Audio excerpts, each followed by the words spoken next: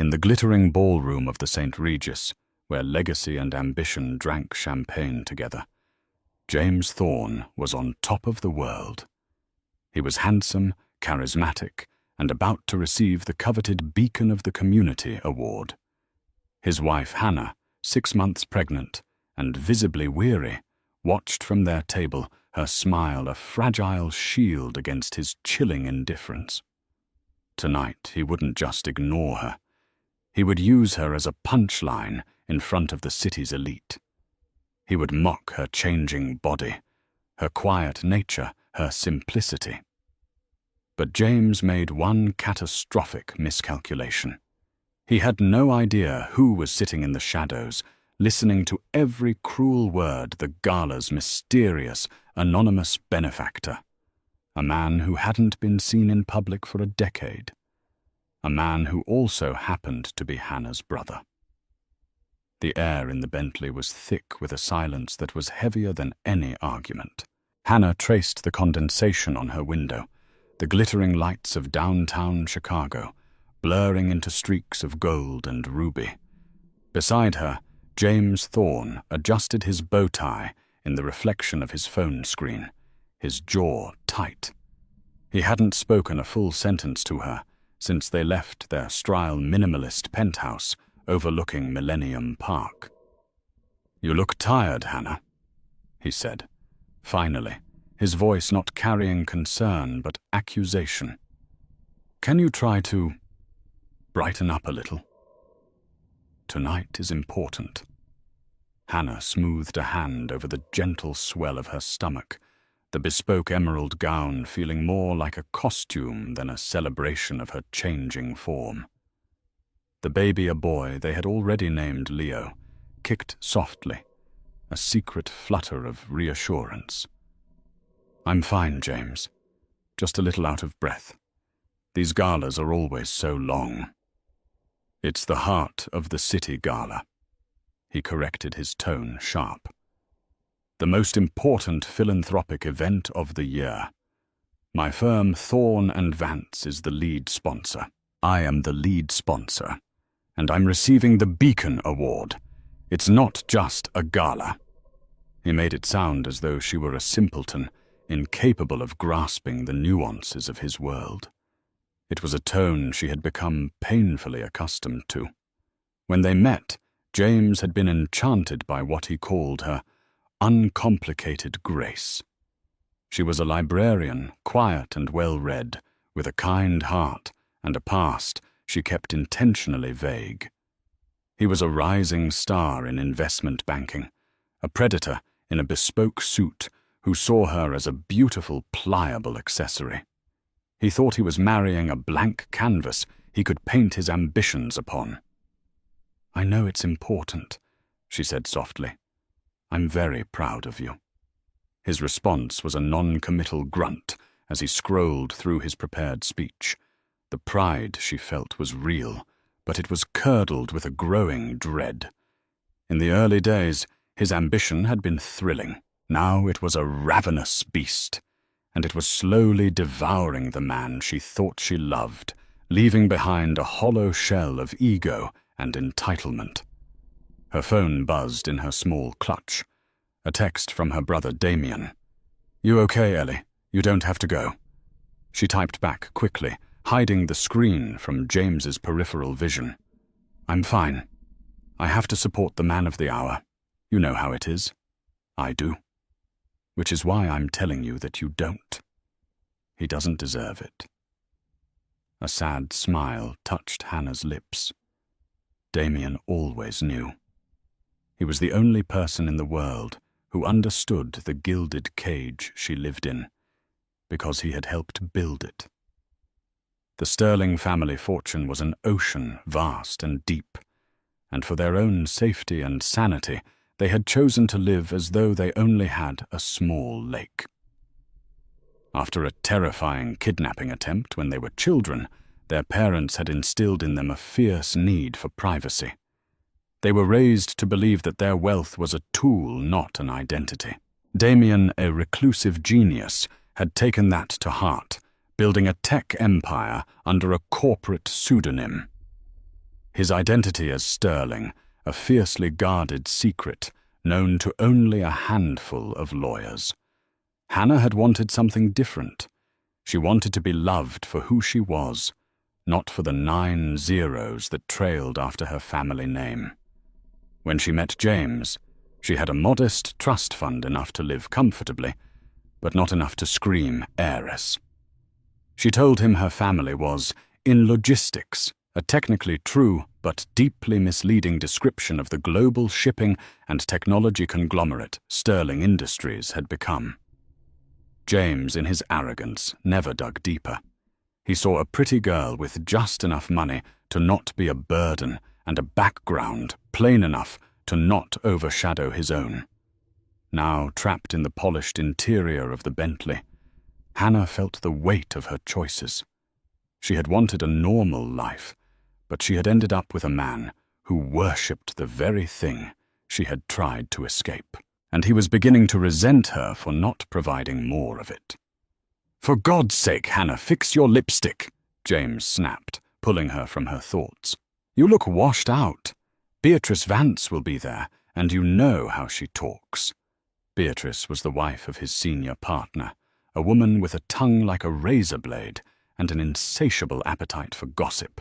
Hannah swallowed the lump in her throat, pulled a tube of Chanel lipstick from her clutch, and painted on a smile she didn't feel the reflection in the compact, showing a woman she barely recognized. The car pulled up to the grand entrance of the St. Regis Hotel, and as the valet opened her door, Hannah took a deep breath, preparing to step onto the stage of her husband's grandest performance. The grand ballroom of the St. Regis was a symphony of excess. Crystal chandeliers, each the size of a small car, dripped light onto a sea of tuxedos and designer gowns. The air hummed with the self-important chatter of Chicago's financial elite. The clinking of glasses, a constant tinkling applause for their own success. For James, this was his natural habitat. For Hannah, it felt like drowning in perfume and ambition. James immediately released her arm as they stepped inside his eyes, scanning the room for targets, not companions. "There's Jonathan Abernathy," he murmured, his gaze locking onto a portly, silver-haired man, holding court near the silent auction. "He's the keynote. I need 5 minutes with him. Try to look busy." He was gone before she could reply, leaving her standing alone at the edge of the swirling crowd. A waiter offered her a flute of champagne. She politely declined, asking for sparkling water instead. The simple act felt like a statement in this room. While everyone else was indulging, she was nurturing. It made her feel profoundly, achingly different. She found their assigned table number 1, directly in front of the enormous stage. It was a place of honor, a clear signal of James's importance tonight. The centerpiece was an extravagant explosion of white orchids and calla lilies so large she could barely see the other side of the table.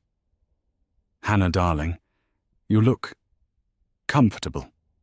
The voice was sweet as saccharin and just as artificial. Beatrice Vance, a woman who looked like she was sculpted from porcelain, and disdain glided towards her. She was wearing a blood-red dress that clung to her impossibly thin frame, her diamonds flashing like warnings. "Beatrice," Hannah said, forcing a smile, "you look stunning." "Thank you." Beatrice purred her eyes, flicking dismissively over Hannah's baby bump. "It's a vintage Dior. James is making quite the splash tonight, isn't he? The Beacon Award.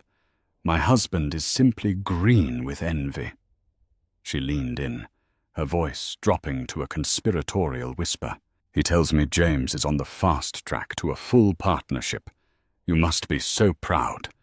Just try not to let the nesting phase distract him too much. Men at his level need a wife who is an asset, not just an accessory." The veiled insult landed exactly as intended. Beatrice was reminding Hannah of her perceived role to be beautiful, silent, and useful. A pregnant woman in a comfortable gown did not fit that description.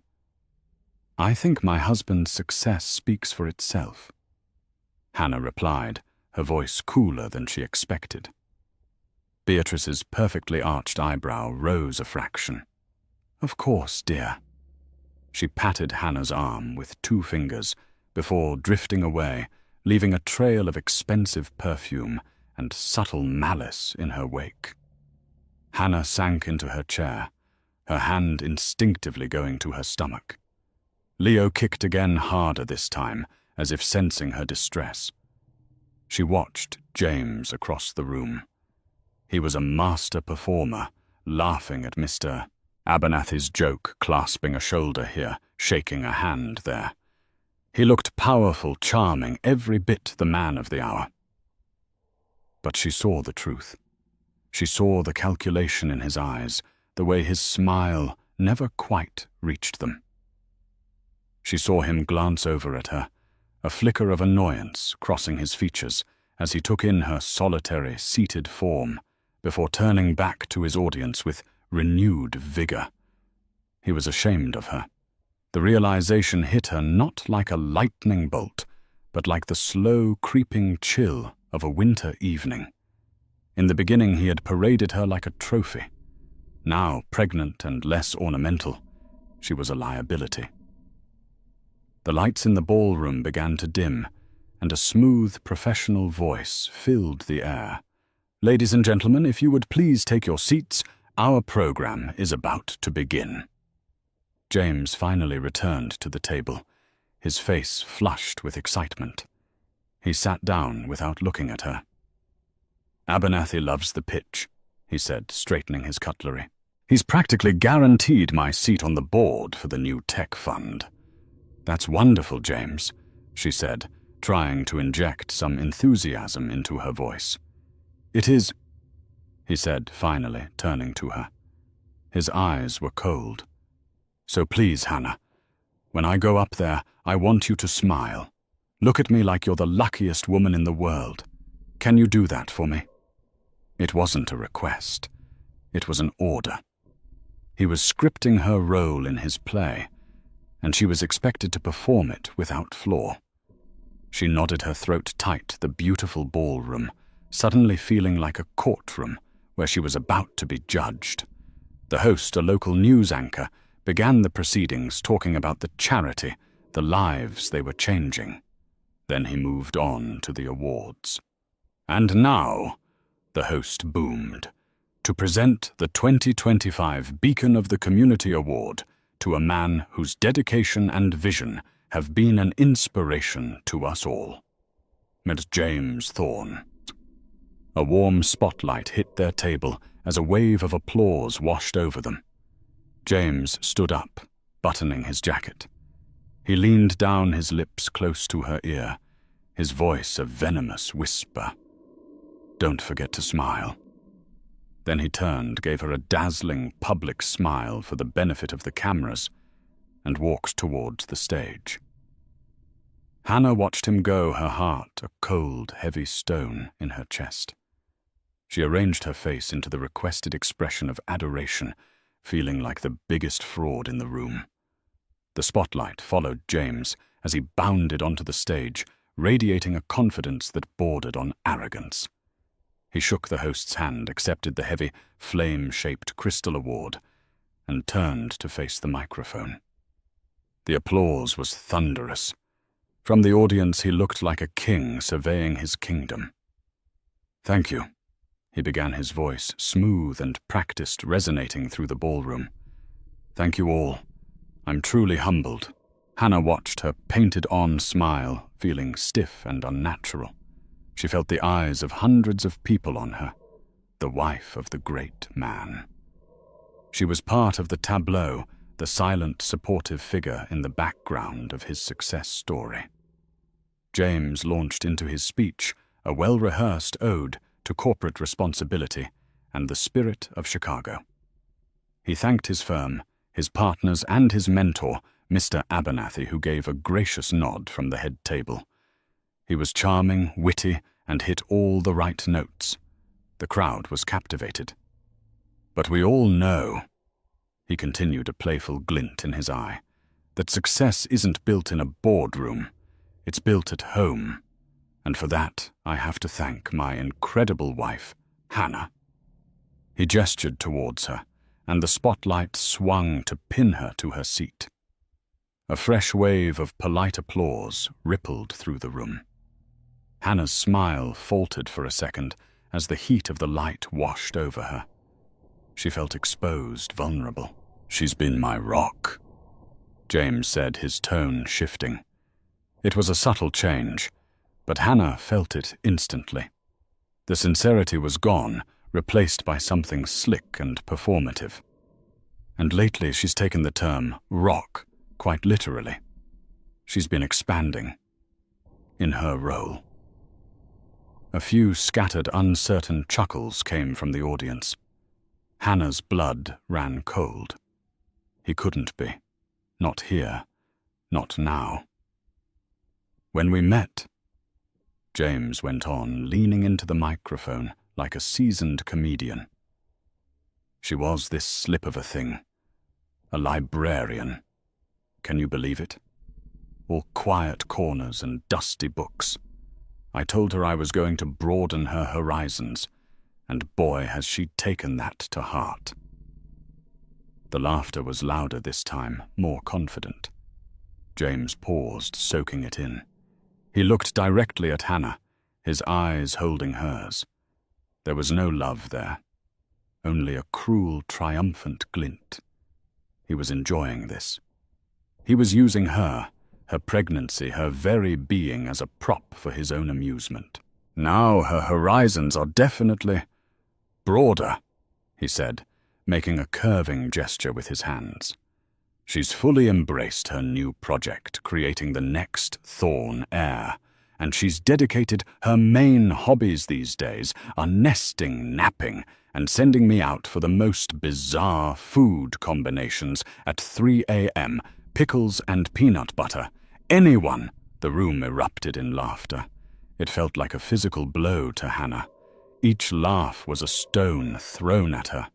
She could feel Beatrice Vance's smug gaze from across the room.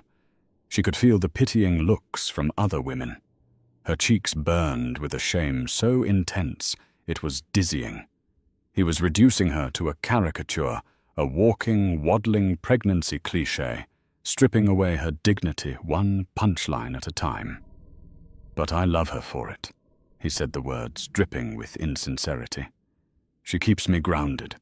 While I'm out here trying to change the world, she's at home figuring out which shade of beige is best for the nursery. It's all about balance, you see." He was painting her as a simple domestic creature, entirely separate from his world of power and influence. It was a calculated move to reinforce his own image as the sole architect of their success, while diminishing her to the point of invisibility. Every word was a betrayal, a public stoning disguised as a light-hearted tribute. Tears pricked at the corners of Hannah's eyes, hot and stinging. She fought them back, refusing to give him the satisfaction of seeing her cry. She kept the smile plastered on her face, a grotesque mask of spousal pride, while inside her world was shattering. The man she had married, the man whose child she was carrying, was capable of this. He could stand on a stage under the adoring gaze of his peers and casually, cruelly dismantle the person he had vowed to protect. He finished his speech to another round of thunderous applause. "To my beautiful, blossoming wife, Hannah. Thank you for everything." He raised the crystal award in a toast to her, the ultimate insult. The spotlight left her, and she was plunged back into the relative darkness of the ballroom. But the burning shame remained. She felt hundreds of pairs of eyes on her, some amused, some pitying, all judging. She wanted to disappear, to run from the ballroom, from the city, from the life she had so foolishly chosen. She sat frozen, the sound of the applause ringing in her ears like a death knell for her marriage. In that moment, surrounded by 1,000 people, Hannah Sterling had never felt so utterly and completely alone. The applause for James eventually faded, replaced by the polite murmur of dinner service. Waiters moved like ghosts between tables, serving meticulously plated entrees that Hannah couldn't imagine eating. Her appetite had vanished, replaced by a hollow, nauseous feeling in the pit of her stomach. James had not yet returned to the table, caught in a swarm of well-wishers and backslappers near the stage, all of them congratulating him on his award and his hilarious speech. Hannah stared at the untouched plate of seared scallops in front of her, the delicate food looking obscene in its artistry. Every fiber of her being screamed at her to leave. But where would she go? Back to the cold, empty penthouse that James called home. The thought was unbearable. Her mind raced back to the family pact, the vow of silence. It had been made with the best of intentions to protect them, to allow them to live normal lives. But her normal life had become a prison. She had disarmed herself, stripped herself of her identity, to win the love of a man who was only capable of loving a reflection of himself. She had made herself small so he could feel big. And tonight, he had stood on that smallness to reach even higher. A deep, primal anger began to smolder beneath the layers of her shame. It was anger on behalf of herself, but more fiercely on behalf of her unborn son. What kind of father would Leo have? A man who would use his own mother as a punchline. A man who saw family not as a sanctuary, but as another audience to Imraz. The host returned to the stage, his cheerful voice jarring against Hannah's inner turmoil. "Thank you again, James Thorne, for that memorable speech," the host said, with just a hint of reservation. "And now, ladies and gentlemen, we have a very special surprise. As you know, this gala and the incredible work of the Heart of the City Foundation is made possible by the generosity of our donors. Tonight, our lead benefactor, who for years has wished to remain anonymous, has decided to step into the light. He is a titan of industry, a visionary in the world of technology, and a man whose quiet philanthropy has reshaped countless lives in this city." A ripple of intrigue went through the room. Even James paused, his glad-handing, his attention drawn to the stage. Everyone knew about the gala's mysterious angel donor, whose contributions were so immense they dwarfed all others combined. The identity of this person was the most delicious secret in Chicago society. He asked that I keep his introduction simple. The host continued, a note of awe in his voice.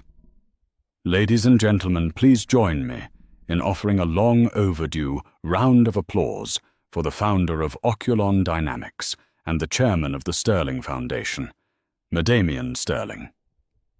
The name hung in the air for a moment. Sterling. For most people in the room, it meant little. It was not a name that frequented the society pages.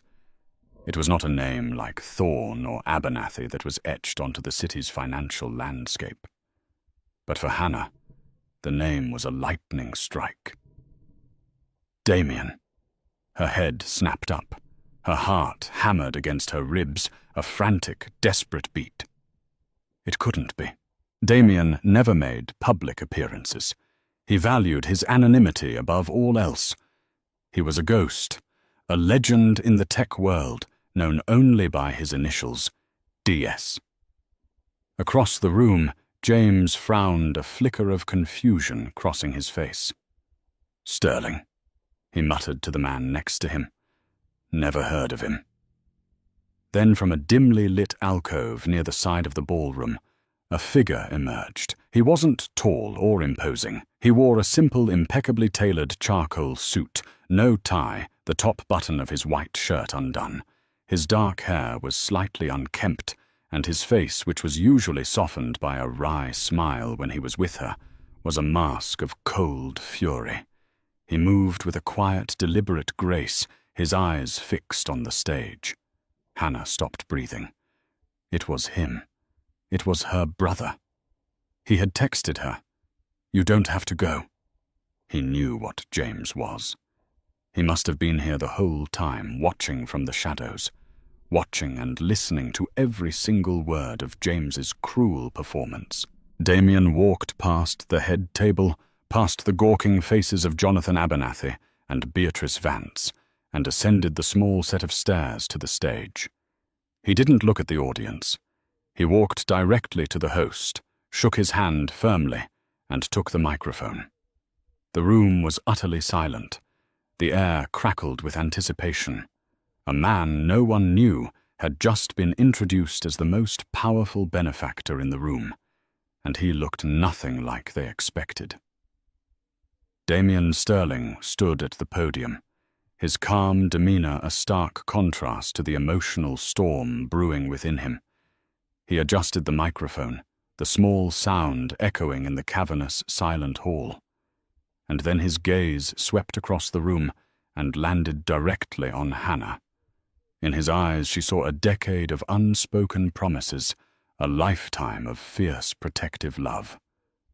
Then his eyes shifted, moving to table 1, and settled on James Thorne, who was now staring back, a dawning look of bewildered apprehension on his handsome face.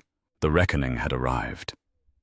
Damien let the silence hang in the air for a long moment, a deliberate, calculated pause that drew every eye, every ounce of attention in the room, directly to him. He didn't have James's slick, practiced charisma. He had something far more potent, an aura of absolute, unshakable authority. When he finally spoke, his voice was quiet, yet it carried to every corner of the ballroom, clear as a bell. "Good evening," he began. "I apologize for the unexpected nature of my appearance tonight. For a long time, I've believed that philanthropy should be a quiet conversation between a person's conscience and their community. But tonight, something compelled me to speak up." His gaze flickered back to James, who was now standing awkwardly halfway between the crowd of his admirers and his table. "Mr. Thorne," Damien said, his voice dropping a register, becoming harder, colder. "You gave quite a speech just now. Witty, entertaining. You received the Beacon of the Community Award. A beacon is supposed to be a source of light, of guidance, of hope. I find myself questioning if you truly understand what that means." James's confident smirk wavered. A murmur rippled through the audience. This was not the standard fawning speech of a donor.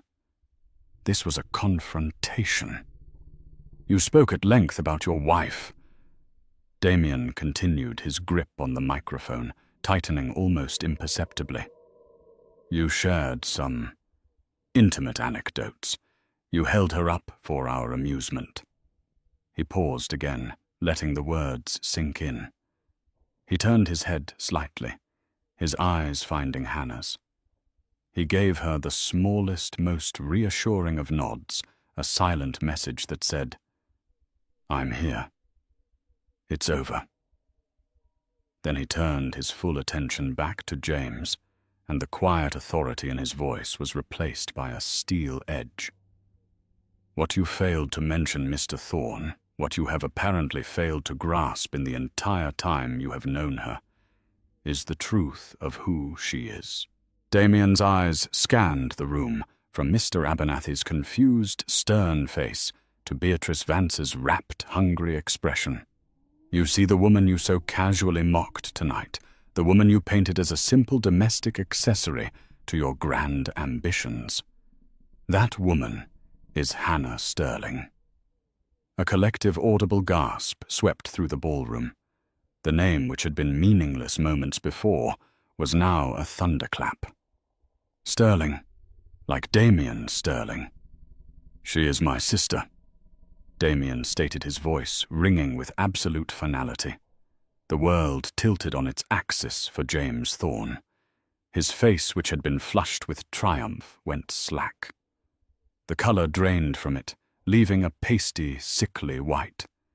His eyes darted from Damien on the stage to Hannah at the table, his mind frantically trying to connect the dots.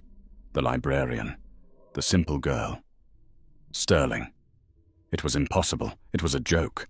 But one look at the stony, furious expression on Damien's face and the quiet, heart-breakingly resolute look on Hannah's told him it was no joke.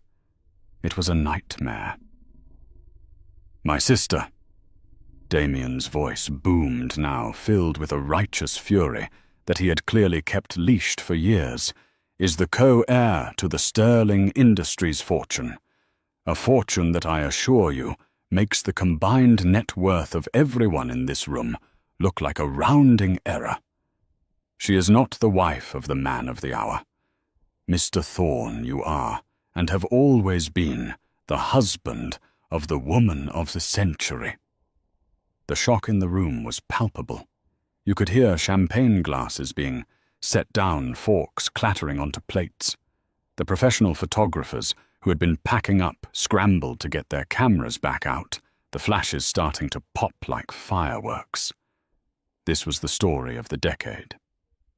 "My family values privacy," Damien explained, his voice softening slightly as he looked at Hannah again. "We have always valued it above all else. We believe a person's worth is in their character, not their bank account. My sister, in her infinite grace and optimism, wanted to be loved for herself. She wanted a man who would see the light inside her, not the gold that surrounds her. She chose you, Mr. Thorne. She saw something in you that I must confess I never did." He let that indictment hang in the air. "She gave you her heart, her trust, and her loyalty, and in return you gave her your contempt. You stood on this very stage and used her pregnancy, the most sacred and beautiful journey of her life, as fodder for cheap laughs, to impress a room full of people whose approval you so desperately crave." James was frozen, a statue of pure horror. His mouth opened and closed, but no sound came out. His entire world, his carefully constructed reality, had been demolished in less than 2 minutes. He was not the powerful man who had married down. He was the court jester who had unknowingly married the princess and then proceeded to mock her in front of the entire kingdom. And her brother the king was now holding his life in the palm of his hand. The ballroom, once a sea of polite applause and appreciative laughter for James, had transformed into a silent, gaping arena. Every eye was fixed on the drama unfolding, the air thick with the scandal of it all. James Thorne, the newly crowned beacon of the community, was being publicly dismantled, and no one could look away. Damien Sterling, however, was just getting started. He wasn't a man given to histrionics. His anger was a cold, precise instrument, and he wielded it with devastating skill. "Mr. Thorne is a man who understands assets," Damien said, his voice calm and level, like a surgeon discussing an operation. "He is an investment banker after all. He assesses value. So let's talk about value." He looked toward the head table, his eyes locking with Jonathan Abernathy's. "Mr. Abernathy, I'm sure you believe James Thorne to be one of your firm's greatest assets, a real rainmaker. But I wonder if you're aware of the source of his seed capital." Abernathy leaned forward, his face a grim mask. James, if it were possible, turned an even paler shade of white. "That modest trust fund my sister came with," Damien continued. "It was an allowance, Mr. Thorne. A carefully managed drip feed from a vast reservoir designed to see if you were a worthy steward. The down payment on your shared penthouse in the Thorne and Vance portfolio, it was paid for with sterling money. The $500,000 investment that launched your personal hedge fund 2 years ago, the one that gave you the credibility to make partner." That was sterling money. The charitable donation of $1 million that your firm made in your name to this very foundation. The donation that secured you this award tonight. Mr. Thorne didn't pay a single cent of it. Damien paused, letting the revelation sink in. My sister authorized that donation from her personal accounts because she believed in the cause, and she wanted so desperately to believe in you. She wanted to help build you up. She thought your success would bring you happiness, and that you would share it with her. He shook his head, a look of profound disappointment on his face. You haven't been building a career, Mr. Thorne. You've been living on a subsidy. You're not a self-made man. You are a project my sister funded, and I am here tonight to tell you that your funding has been officially and irrevocably terminated. The sound that escaped James's throat was a strangled gasp. He looked desperately toward Mr. Abernathy, his boss, his mentor. Abernathy's face was like granite. He stared at James with an expression of pure, unadulterated contempt. The lie was one thing. The public humiliation for the firm was unforgivable. Damien wasn't finished. His final move was not one of destruction, but of creation. The Sterling Foundation is the largest philanthropic organization you've never heard of, he announced to the stunned room. Tonight we are launching a new public-facing initiative, a $50 billion fund dedicated to supporting women's health, early childhood education, and shelters for domestic abuse victims across North America. It will be one of the largest private endowments in the world. He turned his gaze back to Hannah, and for the first time a genuine warmth filled his voice, a deep well of love and pride. And I can think of no one better to lead it. I am thrilled to announce the appointment of the first president and chairwoman of the Sterling North American Foundation, Ms. Hannah Sterling. The room erupted in a cacophony of gasps and frantic whispers. In one move, Damien had not only destroyed James, he had elevated Hannah to a position of immense power and influence, a role far grander than any James could have ever dreamed of for himself. He had taken the woman James painted as a simple-minded nester and revealed her as a queen, handing her a kingdom. Now it was Hannah's turn. Throughout Damien's speech, she had sat absorbing the shock, the vindication, the overwhelming love from her brother. The shame that had burned her cheeks was gone, replaced by a cool, clear certainty.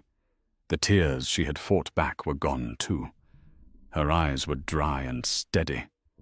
Slowly, gracefully, she rose to her feet. The emerald dress no longer felt like a costume. It felt like armor. She smoothed a hand over her baby bump, a gesture not of weariness but of strength. She was not just Hannah anymore. She was a mother, a leader, and sterling. James, finally jolted from his paralysis by the sight of her standing, took a stumbling step towards their table. "Hannah," he croaked, his voice pathetic and pleading. "Hannah, I can explain. It was a joke. A stupid joke." Hannah looked at him. She looked at the man she had loved, the man who had just publicly humiliated her, now reduced to a begging, broken shell. There was no hatred in her gaze. There wasn't even anger anymore. There was only a profound, bottomless pity. She didn't say a word. She simply held his gaze for a moment, then gave him a small, final shake of her head.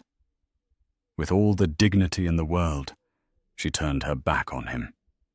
She walked toward the stage, toward her brother, and toward the first day of her new life, leaving James Thorne utterly and completely alone in the ruins of his own making. The walk to the stage felt like the longest and shortest journey of Hannah's life.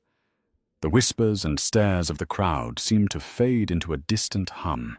The only thing she saw was Damien standing by the podium, his hand outstretched towards her. When she reached him, he wrapped her in a fierce, protective hug. "I'm so sorry, Ellie," he whispered into her hair. "I should have stepped in sooner."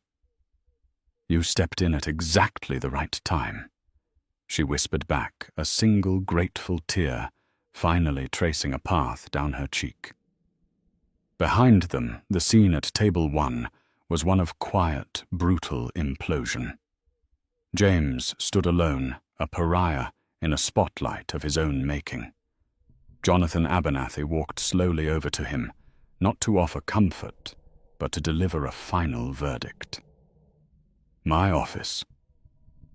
9 a.m. sharp, the older man said, his voice low and guttural. Bring your resignation. He didn't wait for a response before turning and striding out of the ballroom, his disgust a palpable force. Beatrice Vance shot James a look of withering pity before sweeping her husband away, eager to be the first to spread the juiciest gossip the city had seen in a generation. One by one, the people who had been clapping him on the back just 30 minutes ago now avoided his gaze, steering their partners away from him as if he were contagious. He was radioactive. Damien led Hannah off the stage through a side exit, away from the prying eyes and popping flashbulbs. In the quiet service corridor, the adrenaline began to fade, and a deep, shuddering breath escaped Hannah's lips. What now? She asked, her voice trembling slightly. Now we go home, Damien said gently. Our home. A few days later, the fallout had settled like a thick, toxic dust over Chicago's financial district. James Thorne was not just fired. He was erased. Thorne and Vance had issued a public statement condemning his gross misrepresentation of his contributions and his appalling lack of personal integrity. His name was being stripped from the firm.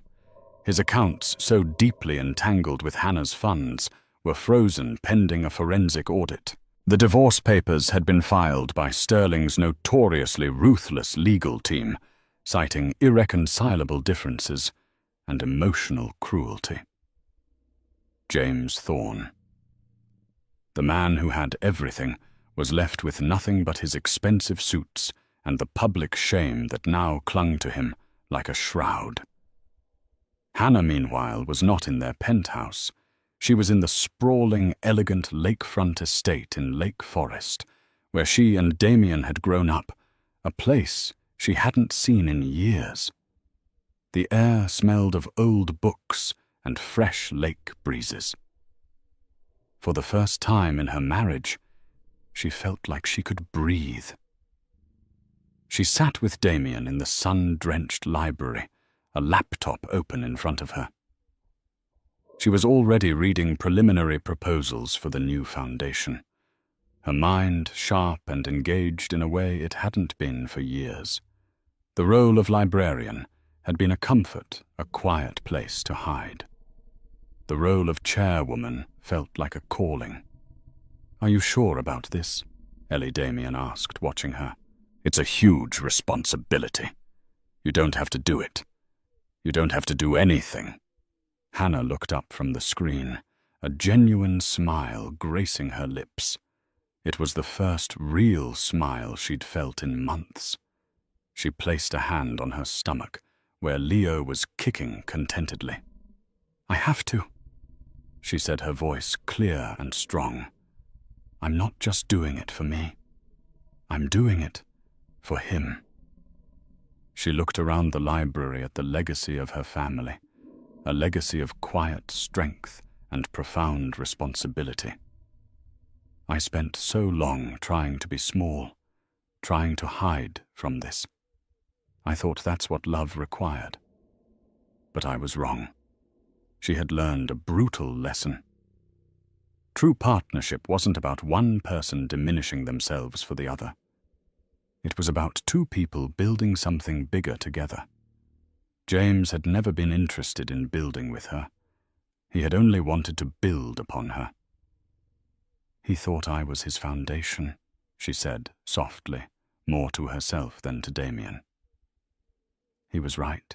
But he forgot that a foundation can also be reclaimed to build something new. Her new life was just beginning. It wouldn't be the simple, normal life she had once craved, but it would be hers. A life of purpose, power, and integrity. A life where she would teach her son that a person's true worth is not measured by the applause they receive, but by the dignity with which they treat others. The gilded cage was broken, and she was finally, truly free. 3 months passed.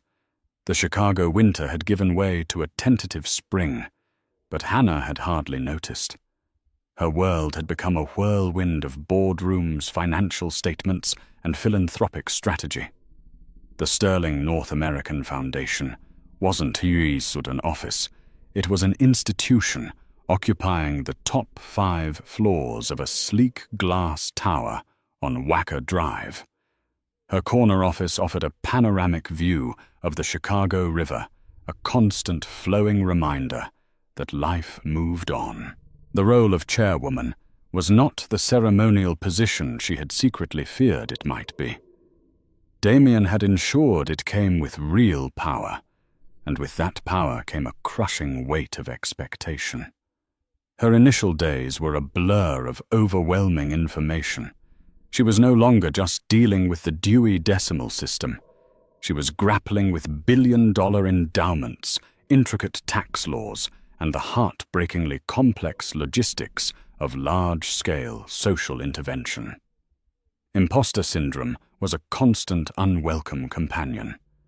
The board members, while publicly deferential to Ms. Sterling, were seasoned veterans of finance and non-profit work. She could feel their unspoken questions hanging in the air during every meeting. Is she just a figurehead? Is this just the billionaire brother's pet project for his wronged sister? The heart of this skepticism was a woman named Evelyn Reed. Evelyn was the foundation's chief operating officer, a sharp, pragmatic woman in her late 60s with a severe silver bob and an even more severe gaze. She had been with the Sterling Foundation's private arm for 30 years and knew its inner workings better than anyone. She was not cruel like Beatrice Vance, but she was entirely unsentimental. She dealt in data results and efficiency, and she made it subtly clear that she was not yet convinced of Hannah's qualifications. The battle of wills came to a head during a budget allocation meeting for the first fiscal quarter. The agenda item was a $5 million discretionary grant for a new women's shelter initiative. The board's advisory committee had recommended a safe, prestigious recipient, a new wing for the sociology department at the University of Chicago dedicated to studying the effects of domestic violence. It was a solid, reputable choice that would generate good press and academic papers. Hannah had a different idea. Her own team of researchers, a group she had hand-picked for their on-the-ground experience, had identified a coalition of small, struggling grassroots shelters in the city's most underserved neighborhoods. These places were underfunded and overlooked. They didn't have fancy fundraising galas or university letterheads. They had broken locks, overflowing pantries, and a desperate daily fight to keep the lights on. They were high risk. They lacked the sophisticated reporting metrics Evelyn Reed cherished. But they were on the front lines.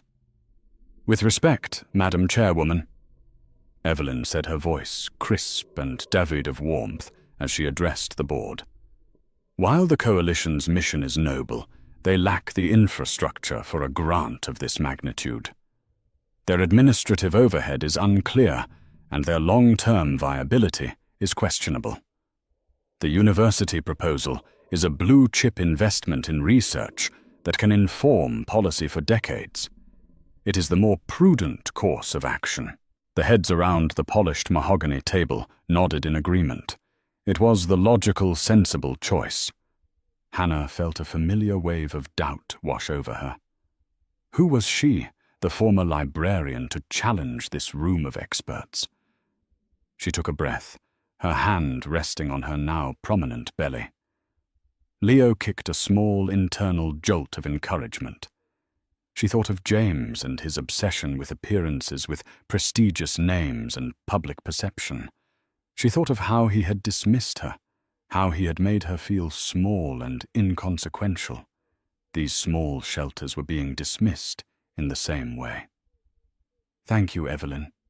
Hannah began, her voice quiet but firm, drawing every eye in the room. "The university's work is undoubtedly important, but research papers don't give a woman and her children a safe place to sleep tonight. Policy changes take years. These women need help now." She clicked a button, and the large screen behind her, which had been showing financial projections, switched to a simple photograph of a worn-out door with 3 different deadbolts. "This is the entrance to the Southside Sanctuary House," Hannah said. "I visited it last Tuesday, unannounced. They are currently housing 17 women and 23 children in a space designed for 10 people. The director, a woman named Maria Flores, hasn't taken a salary in 6 months. She uses her own pension check to buy groceries when the donations run dry." She looked directly at Evelyn. "You're right. Their administrative overhead is unclear because their administration is 2 exhausted women running on coffee and sheer force of will. Their long-term viability is questionable because organizations like ours, the ones with the real power to ensure it, have been too busy funding studies about them instead of funding them." Her voice grew stronger, filled with a passion that came from a place of deep personal understanding. "We are the Sterling Foundation. We have the resources to take calculated risks. I propose we not only fund this coalition, but that we use the Foundation's resources to build the infrastructure they lack. We will fund their operations, yes, but we will also provide them with grant writers, accountants, and project managers. We won't just give them a fish, we will teach them how to run a commercial fishing fleet. This isn't just a donation, it is an investment in human capital." The room was silent. Hannah had not just presented an alternative. She had presented a new philosophy. It was a hands-on, deeply involved approach that was far more demanding than writing a check to a university. She finished, her heart pounding. "The university can wait. These women cannot." She held her breath, awaiting the verdict. Evelyn Reed stared at her for a long, unblinking moment. Hannah braced for a sharp rebuttal. Instead, the older woman slowly nodded her head. "A compelling operational framework, Madam Chairwoman." Evelyn said, the slightest hint of a thaw in her voice. "I will have my team draft an implementation plan by Friday." It was the closest thing to a compliment Evelyn had ever given. Across the table, the other board members began to murmur their assent. Hannah had not pulled rank. She had not invoked her brother's name. She had won the argument on its merits, with passion logic and a vision they could not deny. As the meeting concluded, she stood and looked out the window at the city below. The crown was still heavy, but for the first time it felt like it truly belonged to her. Leo Sterling was born on a sun-drenched morning in early June, not in a flurry of panic, but in a calm, quiet hospital room overlooking Lake Michigan. Damien was by Hannah's side, a reassuring presence who held her hand and spoke of their childhood adventures. His calm narrative, a steady anchor in the rolling waves of her contractions. As she held her son, for the first time, a tiny, perfect being with a tuft of dark hair and his mother's deep blue eyes, Hannah felt the final fragmented pieces of her old life click into place to form a new unbreakable whole. This tiny, vulnerable person was her purpose. Everything she had endured, every moment of pain and humiliation, had led her here to this profound, overwhelming love. Life found a new rhythm. Days were a blend of board meetings conducted via video call and the soft, milky scent of her newborn son. The Lake Forest estate, once a symbol of a life she had run from, became a sanctuary of healing and joy. She would walk with Leo nestled in a carrier against her chest through the sprawling gardens, Damien often beside her, the reclusive tech billionaire, now a doting, hands-on uncle. 4 months after Leo's birth, Hannah stood on a makeshift stage in Chicago's Englewood neighborhood. The autumn air was crisp, and the sky was a brilliant, cloudless blue. Behind her was the newly renovated South Side Sanctuary House, its formerly worn-out door now replaced with a sturdy, welcoming oak entrance. The building had been completely refurbished. A playground had been installed in the back, and inside there were new beds, a fully stocked kitchen, and dedicated counseling rooms. It was the first flagship project of her new initiative. Holding Leo, who was wrapped snugly in a cashmere blanket, Hannah stepped up to the microphone. The crowd wasn't the glittering elite of the St. Regis Gala. It was a collection of community leaders, volunteers, grateful residents, and news reporters. "A home is more than a roof over your head," she began. Her voice steady and clear, amplified by the speakers. "A home is a place where you are safe not just from the elements, but from harm. It is a place where your voice is heard, where your spirit is nurtured, and where you are allowed to be your whole self without fear." She didn't need notes. The words came from her heart. For too long, the people doing the most important work in our communities have been the most overlooked. They have been forced to fight for scraps to justify their existence, while their mission is the most vital one there is to provide sanctuary. Today that changes. The Sterling Foundation is making a promise not just to this house, but to dozens like it across the country. We will not just be your donors. We will be your partners, your champions, because we believe that the strength of a city is not measured by the height of its skyscrapers, but by how it cares for its most vulnerable. As she spoke, she saw a flicker of movement at the edge of the press corps. A local news van was parked across the street. Leaning against it, half hidden in the shadows, was a man. He was thinner, his expensive suit replaced by a rumpled polo shirt and ill-fitting khakis. His face was gaunt, his shoulders slumped in defeat. It was James. Their eyes met for a fleeting second across the distance. There was no recognition in his gaze, just the dull, vacant stare of a man observing a local news event he was likely being paid a pittance to cover as a freelance cameraman. He had no idea who she was. The powerful, radiant woman on the stage, holding her child and commanding the attention of the city, was a stranger to him. A year ago, that sight would have filled her with a bitter sense of triumph. Now she felt nothing. Not anger, not pity, not even satisfaction. He was simply a ghost, a footnote in a chapter of her life that was now firmly closed. He had not just lost his wealth and status, he had lost his relevance in her world entirely. She turned her attention back to the crowd, to the hopeful faces of the women and children her work would now protect. She finished her speech to warm, heartfelt applause. Maria Flores, the shelter's director, hugged her with tears in her eyes. Later that evening, back at the estate, Hannah sat by the fireplace, rocking a sleeping Leo in her arms. Damien sat opposite her, reading a book. The silence was comfortable, peaceful. She looked down at her son's face, at the legacy of the Sterling name now resting on his tiny shoulders. But it was a legacy she had redefined. It was no longer about hiding from the world, but about actively shaping it for the better. James had mocked her for nesting, for creating a home. He never understood that from the quietest nests, the strongest eagles learn to fly. And Hannah Sterling was finally soaring.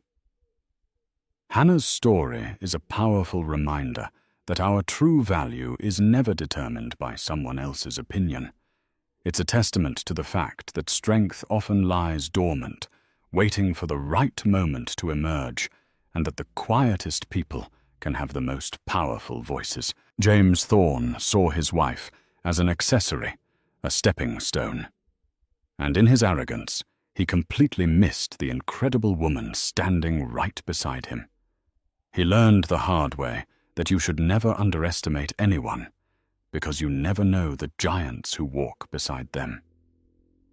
Her journey from humiliation to empowerment is a story for anyone who has ever felt small, overlooked, or unappreciated. It proves that the ultimate victory isn't revenge. It's reclaiming your own narrative and building a future so bright it eclipses the shadows of the past. If this story resonated with you, please hit that like button, share it with someone who might need to hear it, and don't forget to subscribe for more real-life drama and powerful storytelling. What did you think of James's downfall? Let us know in the comments below.